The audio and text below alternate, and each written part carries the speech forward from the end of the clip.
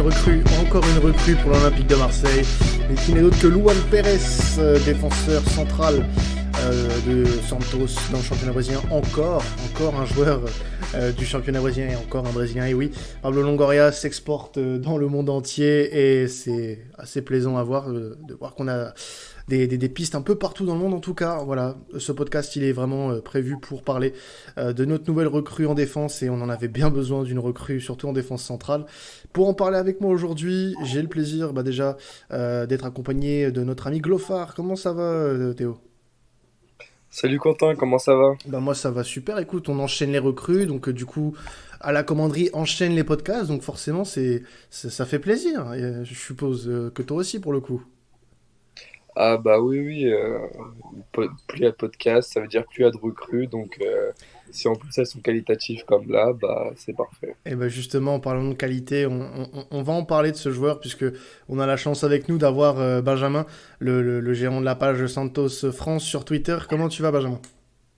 Salut à vous deux, merci pour l'invitation. Bah écoute, ça va super, merci. Ouais, je Enfin, suppose, enfin bon. ça va pas trop du coup, vu que Je vais t'avouer. Ouais. t'as le droit de le dire, t'es un peu dégoûté. Je t'ai vu sur Twitter être un peu déçu du départ de Luan Pérez, en demandant à l'OM de le traiter comme il faut. Tout à fait. Mais parce qu'il vaut la peine, sincèrement, c'est un joueur qui vaut la peine et vous allez être content, vraiment. On espère, on espère. En tout cas, voilà, ce podcast, il est dédié à Luan Pérez, notre nouvelle recrue en défense centrale. Donc, on va faire un petit récapitulatif pardon, de sa carrière. Oui, ça fait même pas 2 minutes d'émission, je commence déjà à bégayer, c'est très grave. Donc, il a été à Portuguesa, là où il a commencé sa carrière au Brésil.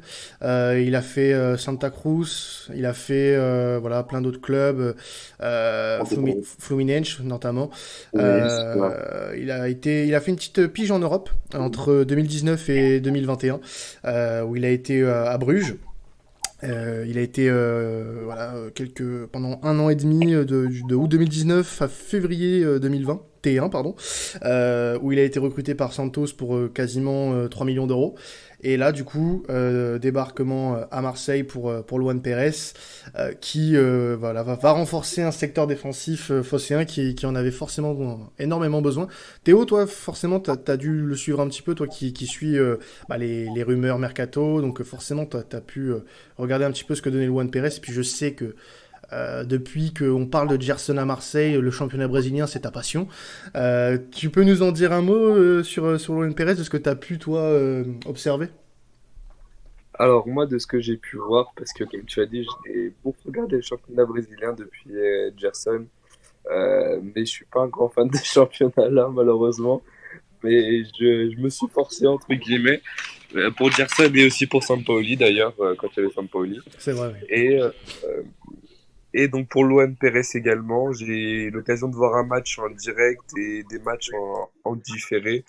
J'ai vu de belles qualités, un profil totalement différent de ce qu'on a actuellement, dans l'effectif en tout cas, et qui correspondrait parfaitement, à mon sens, au jeu de Sampaoli. Et ce qui me fait dire ça au-delà de son profil, c'est que les deux sont déjà croisés à Santos et que Luan Pérez était devenu titulaire indiscutable sous Sampaoli, donc il sait très bien qui il a à faire et il sait très bien que c'est ce genre de joueur-là qu'il lui faut pour la défense marseillaise. Ouais, alors forcément, on a vu dès que la rumeur est apparue du côté de Marseille pour Luan Pérez que c'est un joueur qu'en effet Sampaoli avait croisé et que c'était l'une de ses priorités, il lui avait fait très grosse impression de son passage à Santos. Benjamin, ça s'était passé comment, la relation Sampaoli-Pérez à Santos, et globalement, qu'est-ce que tu peux nous dire sur son passage à Santos? Est-ce qu'il a convaincu les Alors, supporters? Est-ce qu'il a été au niveau? Quel rôle il avait concrètement dans votre effectif? alors, au tout début, quand il est arrivé en août 2019, si je ne m'abuse. Donc ils ont fait à peu près 6 mois ensemble. Sampaoli est parti en décembre. Alors au tout début, c'était bon. Il y avait quand même devant lui Verissimo et Luis Felipe qui étaient vraiment les titulaires indiscutables. Il a joué souvent aussi à 3 quand Sampaoli faisait ses 3-4-3 ou 3-5-2, tu sais. Ouais, Il jouait donc dans l'axe gauche. Après, bon, il a pas non plus des grosses titularisations. Je crois qu'il a joué quoi, à peine 9-10 matchs hein, cette demi-saison-là. Mais là où il a vraiment explosé, c'était vraiment la saison dernière en fait. Voilà, c'était d'accord. vraiment. Il formait une très très bonne charnière avec Garissimo. Ça leur a permis justement d'arriver jusqu'en finale de Libertadores. Vraiment, c'était du lourd, c'était du solide. Et il va manquer à Santos, sincèrement. Même s'il a, ouais, je veux dire, au début de saison, il a pas forcément fait un super début de saison. Euh, Moi, je l'attendais beaucoup plus fort. Ça n'a pas été le cas.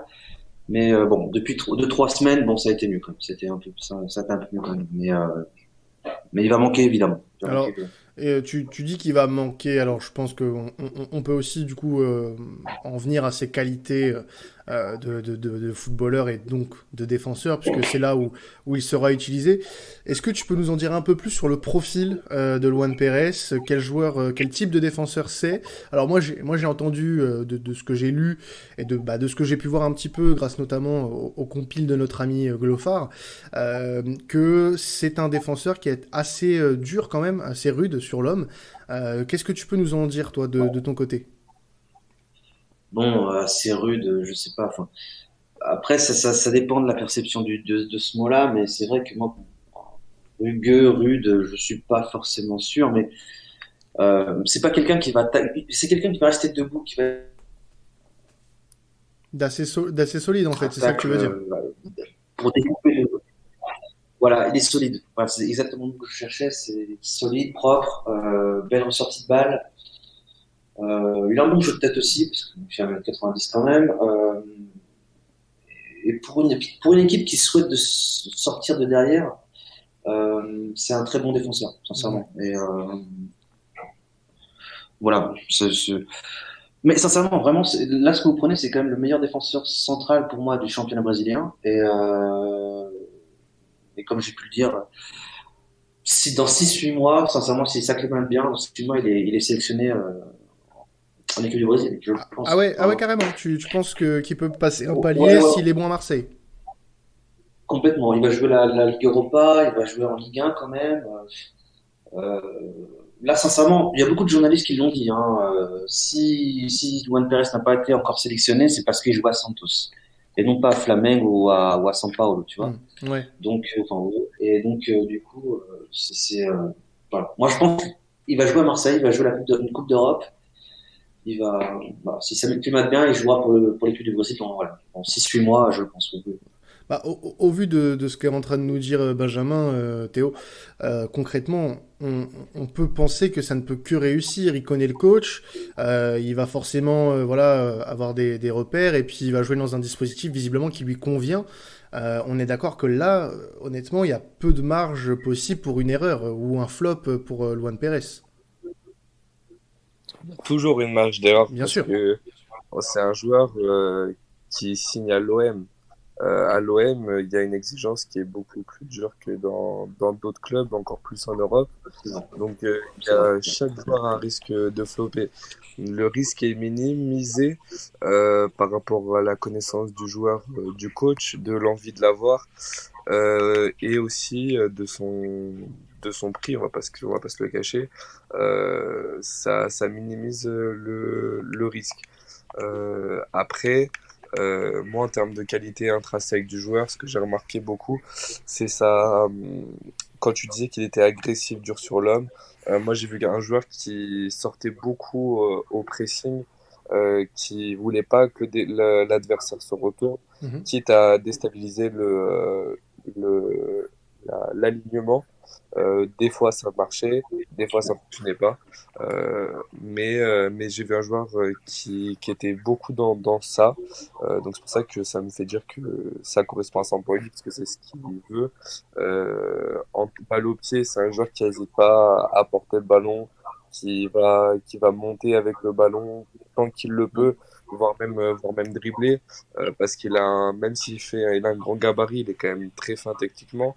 Et c'est d'ailleurs pour ça qu'il est aussi sollicité sur le poste de latéral gauche, ou qu'il a été sollicité par le passé en tout cas. c'est par rapport à ses qualités techniques aussi. Euh, et c'est un gabarit qu'on n'avait pas forcément non plus, 1m90.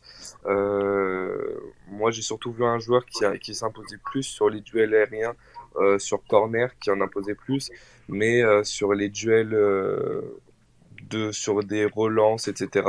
J'ai pas vu un joueur qui était vraiment impérial, en tout cas, malgré sa taille.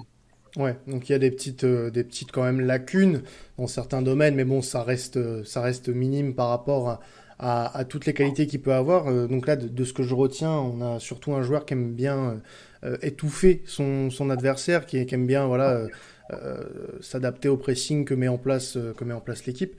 Et là, je reste avec toi, Théo, pour le coup, parce qu'on on parle forcément de la hiérarchie au poste de défenseur central. On a encore du monde actuellement du côté de l'Olympique de Marseille, avec une potentielle nouvelle recrue dont on parlera dans un autre podcast qui va bientôt arriver. Ça, on en parlera je pense dans les prochains jours, hein, vous inquiétez pas là-dessus. On a encore Tchaleta Tsar, Perrin, bon lui était en instance de départ, on a Alvaro, on a Balerdi. Concrètement, est-ce que Luan Pérez, selon toi et selon ce que tu as pu voir, et peut-être que toi aussi Benjamin, tu as un avis là-dessus, est-ce que tu penses qu'il peut être déjà considéré comme un titulaire? Oui, je pense. Déjà par rapport à son profil et ses qualités. Et c'est un gaucher. Et le truc, c'est qu'on n'a pas de défenseur central gaucher dans l'équipe. Donc rien que ça, déjà, ça joue dans la relance sur le côté gauche. Là, en match de préparation, on a vu Amavi jouer défenseur central gauche, ce qui n'est pas son vrai poste. Donc on peut s'imaginer que Juan Pérez viendrait occuper cette position-là. Euh, Après, c'est encore une question d'adaptation. C'est ça, ça dépendra que du joueur, j'ai envie de dire.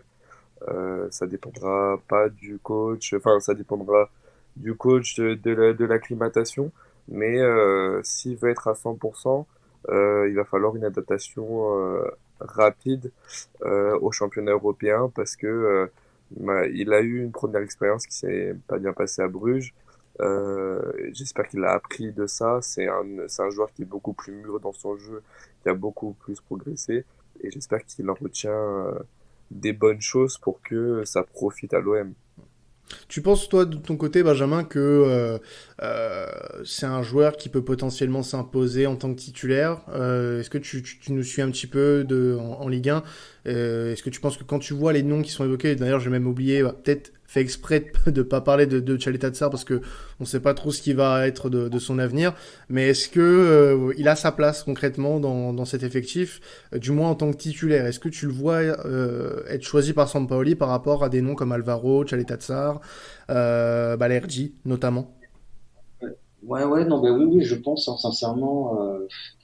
Oui, puis comme disait, donc, enfin, comme tu disais, c'est un gaucher, donc je pense que un défenseur gaucher dans un effectif, c'est assez, ça peut être important, je pense, hein.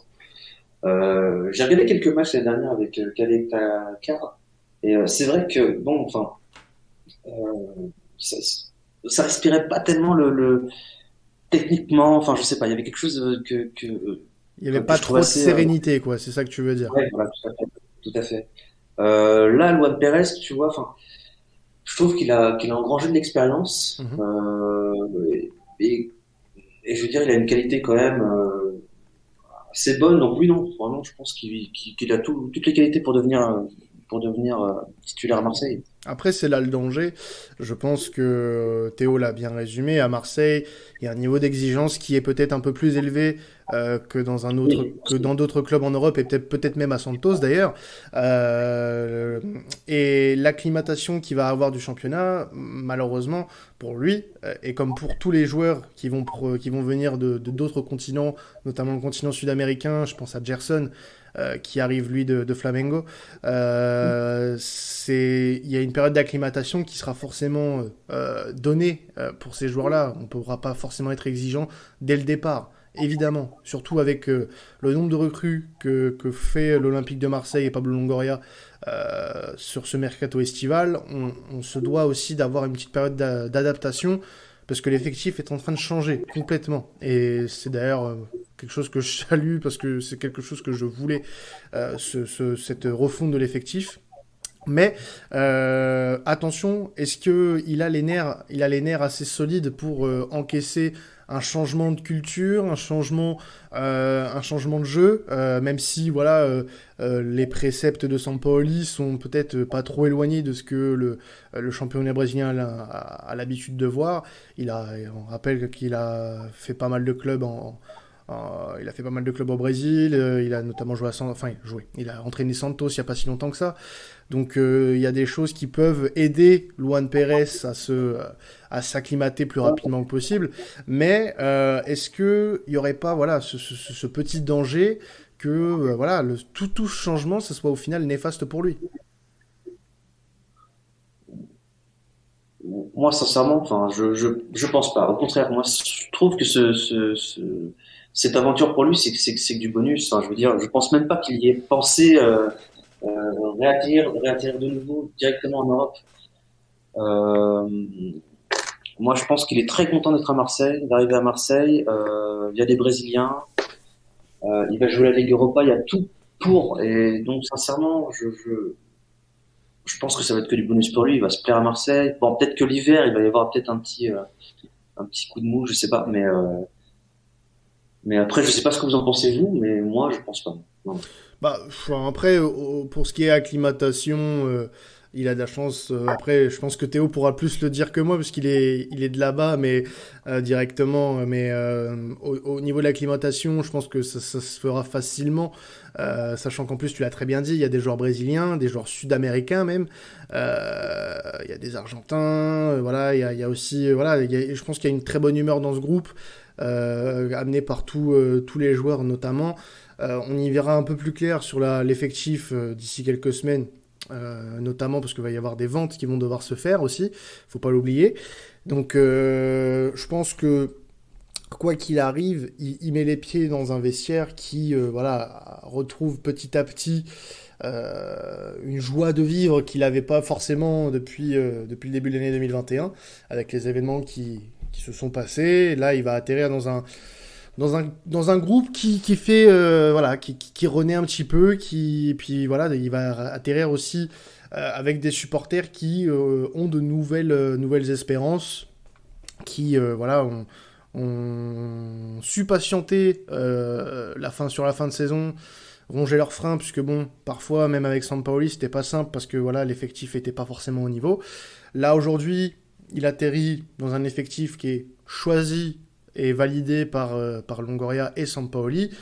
Donc là maintenant, les supporters vont plus forcément être très patients, ils vont vouloir du résultat, ce qui est logique. Et nous aussi, je pense qu'avec Théo, on est d'accord là-dessus, on veut du résultat. Donc moi, je sais pas ce que t'en penses, Théo, mais même si voilà, il y a cette acclimatation qu'il va falloir lui laisser parce qu'il vient du Brésil, même s'il a eu voilà, cette pige qui n'a pas forcément été concluante pour lui du côté de Bruges, il va falloir quand même être assez exigeant avec lui, surtout vu ce qu'on dit de lui, il est censé pouvoir s'imposer assez rapidement quand même. Après, pour moi, l'acclimatation, c'est spécifique à chaque joueur. Bien sûr. Il y a des joueurs qui s'adaptent très très vite, quasiment instantanément. Il y a des joueurs qui arrivent jamais à s'acclimater, donc on espère que ça va être le premier choix pour Luan Pérez. Mais pour moi, il a les qualités pour s'imposer, mais le plus important, ça va être les adversaires, comment il va réussir à s'adapter au championnat français, au terrain au championnat de France, au public, à la météo. Parce que voilà, jouer un match à Lens un 15 décembre, c'est pas la même chose. Avec une pluie où il fait moins 2 degrés, ouais, ouais, ouais, on voit ça, ouais. Voilà, c'est ça. Donc, il y a ça, mais ça dépend vraiment de chaque joueur, de chacun. Il y a les qualités pour s'imposer. Après, il sera jugé très rapidement de toute façon parce que on est à Marseille, il n'y a pas le temps d'attendre que tout le monde s'acclimate au mieux. Ça va être plus rapidement, ceux qui vont s'adapter le plus rapidement, qui vont jouer, à mon sens. Euh, et là, euh, et là, on espère qu'il jouera parce que il a les qualités de ce qu'on nous dit, de ce qu'on a pu voir. Euh, mais encore une fois, je pense que ça va plus dépendre que lui que du coach. Tu le vois plus dans une défense à 3, toi, du coup, ou dans une défense à 4, parce qu'on sait que pour le moment, voilà, les arrivées nous font peut-être penser qu'on jouera dans quasiment le même dispositif qu'en fin de saison. Mais est-ce que il peut être aussi à l'aise dans une défense à 4, Benjamin? Est-ce que tu peux nous le dire, ça, toi, de ton côté?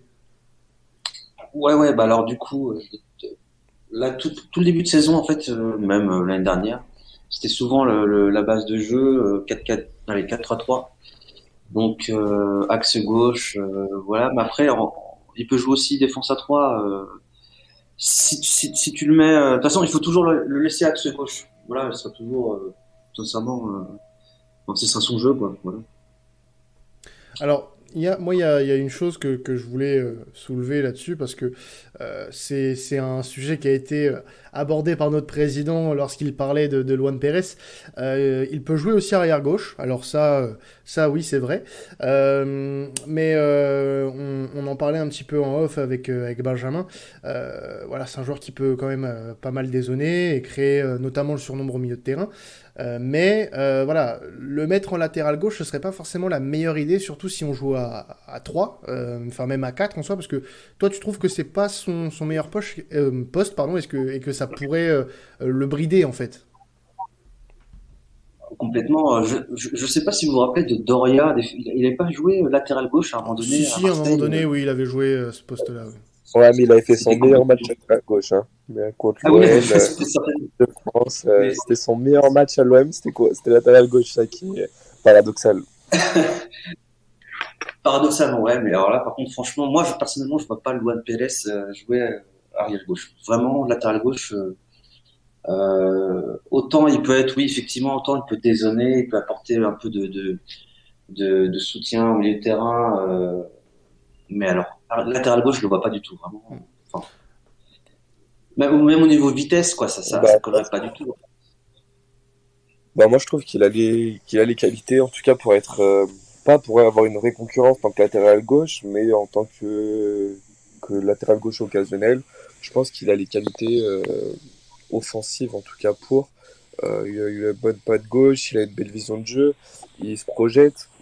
Ouais, après, c'est sûr que c'est pas son meilleur poste, mais occasionnellement, pour moi, ça poserait pas de souci de le mettre latéral gauche, mais il faut le mettre pour que ça climate bien, faut bien le mettre à son vrai poste au début, c'est sûr. Oui, bah de toute façon, ce qu'il faut se dire, c'est que oui, c'est sûr, ça pourra dépanner. On est d'accord là-dessus. Mais bon, il faut quand même se mettre en quête d'un latéral gauche de métier pour suppléer à Amavi et ne pas avoir les mêmes problèmes qu'on a eu la saison dernière si jamais Amavi a un problème physique, ce qui pourrait arriver puisqu'il a été absent assez longtemps la saison dernière, en espérant là qu'il ait fait une bonne prépa, qu'il ait pris les vitamines et qu'il soit en forme pour la saison, parce que voilà, la saison Nagatomo à gauche, j'ai eu un peu de mal, je vais pas vous le cacher. Ça a été ma hantise sur certaines rencontres. Mais voilà, je pense que pour dépanner, ça peut être très bien. Après, je l'ai pas encore vraiment vu jouer latéral gauche. Je peux pas vous dire si il serait bon ou pas, ou apte à jouer à ce poste-là. Mais là, pour le coup, j'ai plus Il a envie. pas joué- Oui, vas-y, Benjamin. Excuse-moi, hein, je suis désolé. Il a pas réellement joué latéral gauche, sincèrement. Il a peut-être dû faire aller 3-4 matchs l'année dernière, mais sans plus, quoi, en fait. Ouais. T'avais un latéral gauche à Santos qui est toujours latéral gauche, qui est titulaire. Et, mais, euh, mais sincèrement, non. Je me rappelle au début de saison, même l'entraîneur, qui n'est plus entraîneur maintenant, Ariel Hollande, préférait mettre l'arrière droit à gauche au lieu de mettre Juan Pérez. Vous Hmm. voyez ce que je veux dire? Ouais, Et ouais. cet arrière droit, Santos, c'est pas non plus voilà, c'est pas le meilleur défenseur droit du championnat du Brésil. Euh, donc après chacun son avis, mais Oui, bien voilà, sûr, je suis bien là-dessus. sûr.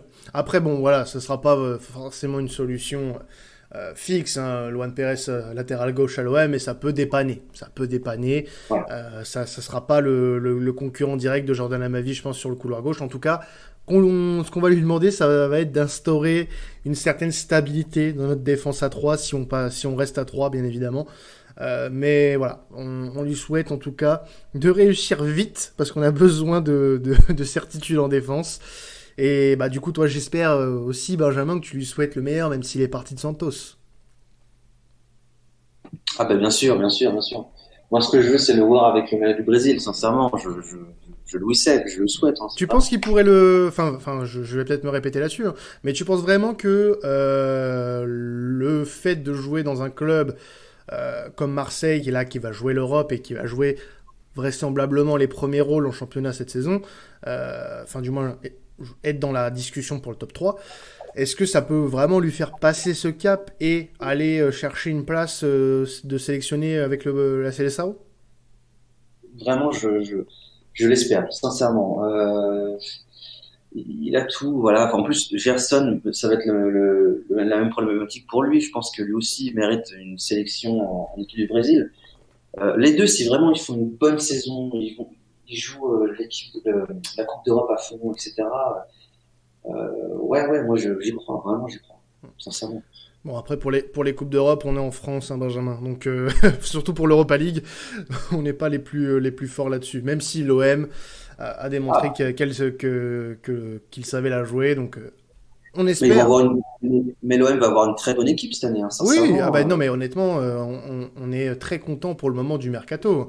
Et Luan Pérez, avec ce que tu nous dis et puis ce qu'on a pu voir et entendre sur lui avant l'officialisation de son arrivée, c'est voilà, c'est de très bons échos. Donc forcément, on est très content.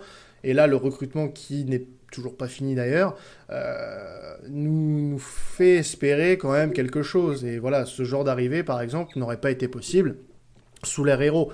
Donc on est très content et on espère pour lui et pour nous qu'il fera une très belle saison. Et puis bah, comme c'est un transfert définitif, on espère qu'il aura une très belle aventure du côté de Marseille en tout cas. Bon, en tout cas, merci à toi Benjamin d'être passé avec nous, Voilà, nous en avoir rien, appris un peu voilà. plus sur Luan Pérez. Merci à toi.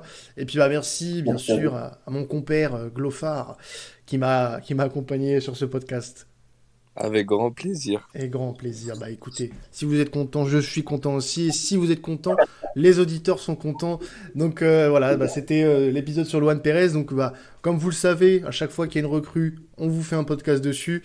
Et bah forcément, on a eu pas mal de recrues, donc pas mal de podcasts. Donc je vous invite forcément à aller les écouter pour en savoir plus. À chaque fois, un invité vient pour parler de la nouvelle recrue phocéenne. Et j'espère que Pablo n'est pas en vacances, parce que nous non plus. On va continuer à parler des prochaines recrues, s'il y en a encore. On sera là tout au long de l'été. On se retrouve pour un prochain podcast de l'été sur le Mercato. C'était à la commanderie. Ciao tout le monde et n'oubliez pas, allez l'OM.